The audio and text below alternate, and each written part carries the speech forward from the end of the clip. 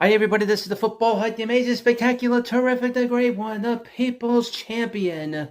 Your host, the Hut, and welcome back to the Football Hut. And this is another episode of the insane asylum known as WFAN.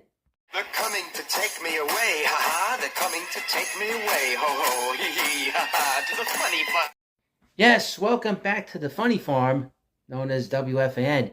Before we get into this video, hit that subscribe button. You want to laugh at these clowns at WFAN, guys that where the buses don't roam and they put them on the radio, hit that subscribe button. So we're going to talk again about Joe Benigno, Joe Beningo. Joe Benigno, semi-retired, retired, stay retired. Joe Benigno has returned to cause all kinds of havoc, like the rest of them do in the media, and not only just the media, but with the teams they supposedly love and follow. We know that the media lies. We have, and they also attack unreasonably. We know the story about Carl Banks. I'll have a video on Carl Banks again, because people have been watching those videos quite a bit. But we know that they will attack for any reason, whoever it is, especially if they are an athlete or whoever they are. And they will embarrass people. They'll embarrass people publicly, and they don't care because they're nuts. All of them are nuts on the fan. And Beningo, he's been around a long time. He's been around since the 90s. But he still comes on the air talking like he's a guy driving a cab still. Now, he's been off the air for a couple of years, and he came back last year, which sort of, I just sort of threw my arms up because the Mets were doing so well. And I think he came back because he saw the Mets were doing well. He wanted to be on the air because he thought the Mets were going to win the World Series. When he came back, I was like, he's going to bring his black cloud with him. And he did. Look how poorly the Mets have done since he's returned to come back on the air. Look how poorly the Jets' season was this past year, folks. The Jets were 4-8. They had all the aspirations and the hope to get to the Super Bowl with Aaron Rodgers. And nothing has gone right for that team. Nothing has gone right for the Jets this year. And I blame it on Beningo for coming back and bringing back his black cloud that hangs over him when he's on the radio and just in general. Now, he caused a lot of problems a couple months ago. He basically attacked Tiki Barber, saying that Tiki doesn't really pay attention to the Jets games because he's a Giant fan, and by being having played for the Giants back in the late 90s, early 2000s. So he didn't care about the Jets, but then he had to apologize.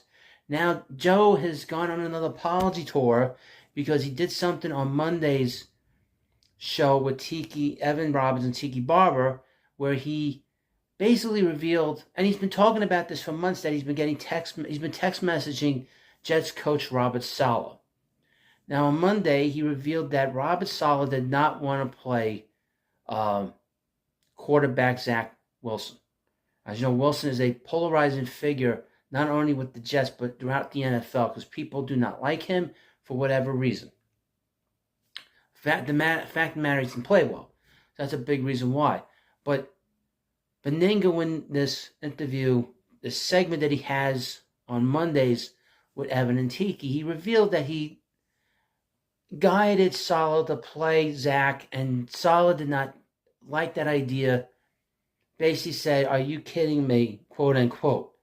But Beningo has gotten into a lot of hot water because he revealed a lot more about, not only about himself, but also what's going on in the media, that the media is instigating a lot of trouble with all the teams and probably all the sports.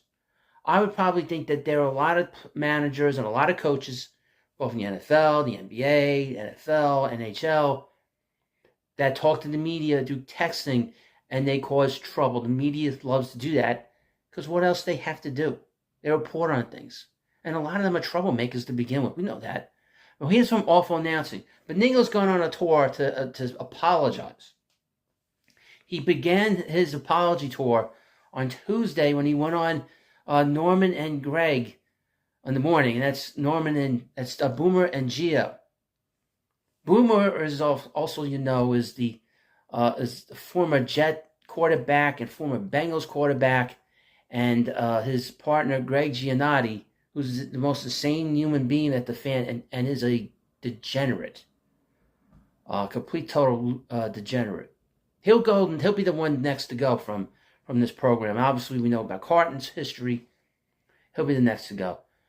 Joe Beningo revealing Robert Saleh text. Total misinterpretation by me of what he said. I was wrong. I admit it. Yeah, okay, Joe. One of the strangest media stories in a while now has a new twist. That would be the drama around former WFAN host, current Odyssey on the Pain podcast host, and longtime New York Jets fan Joe Beningo's text with Jets head coach Robert Saleh. On Monday, Beningo, who left a full-time WFAN role in 2020 after 25 years, but still is sometimes involved at the station and hosts that podcast with their corporate parent, he returned last year at the middle of the summer, and Mets completely collapsed because of him. Went on the afternoon show Evan and Tiki with Evan Roberts and Tiki Barber, who he's had disputes with before, and said Saleh don't like quarterback Zach Wilson. Justifying that by saying Saleh texted him, "Are you kidding me?" or some variations thereof. In response to Beningo saying that he needed to return to starting Wilson. He also said Saleh texted him a list of head coaches' records without their preferred starting quarterbacks. This guy's messed up. You can't reveal this stuff out in the open. On Tuesday, Screwball Beningo went on WFAN's morning show, Boomer and Gio, Norman and Greg, to discuss this. There, he took some ribbing from hosts Boomer Esiason and Greg Giannotti for his actions.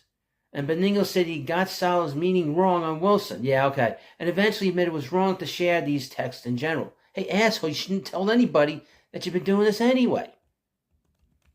After Boomer says, you 100% blowtorched him, Beningo disputes that, but it's, first of all, total misinterpretation by me of what he said, okay? I was wrong about that. Basically, what he was saying was, all this time you've been killing Zach, you want him benched, and now you want me to play, and that's not what he said. And here's the thing, folks. If he really wanted to reveal it, what was said, all you had to do is read the text. You went that far. Read the text. Giannotti then brings up the sharing of the text. I think the blowtorch that Boomer is referring to is one, you're sharing text messages that you've had with Robert Saleh when they're at the lowest point of the season on the air at WFN. That's one. And two, you're giving out opinion that you thought Robert Saleh had that he didn't have. If you're Robert Saleh, you're like, what in the effing hell is going on here? Beningo responds with, well, look, I was wrong. I admit it. I'm here talking to you now, telling you that. I don't know. What a dumb palooka. I don't know what else you want me to say about it. He's a dumb palooka. That's the best way to describe Beningo. Get back to driving the cab and telling people your opinions on the players. It's probably good that Beningo did wind up with an unqualified mea culpa here, even if he started by trying to defend himself a bit. As Greg points out, this was pretty ridiculous on Beningo's part on several levels, and it may have coaches thinking twice about texting with anyone from WFAN. To be honest with you, they should think twice about texting anybody in the media. Again, it's another example of WFAN causing trouble. They caused trouble with the Mets, with Pete Alonso. They caused trouble with Carl Banks. This is very recent, folks. And this is going to continue because they are completely unstable, a lot of them. A lot of them think who the hell they are. They think, and I would point out that radio, especially sports talk radio, is kind of dying. And part of it is because of channels like this. This is a channel that's a alternative. And here's another thing. Here in New York, we have no option. ESPN is not an option anymore. It wasn't much of an option, but it's not an option here. So, especially the New York station. The New York station is losing their FM dial. They're just going to be on AM, which is a big deal. Losing FM is a big deal. So, there is no alternative, really. But there's so many different podcasts, so many different views out there, not only on Sirius, but on YouTube and and Spotify. There's so many different alternatives that you can find online. You don't have to listen to the fan every day. The fan. You don't have to watch him on YouTube every day.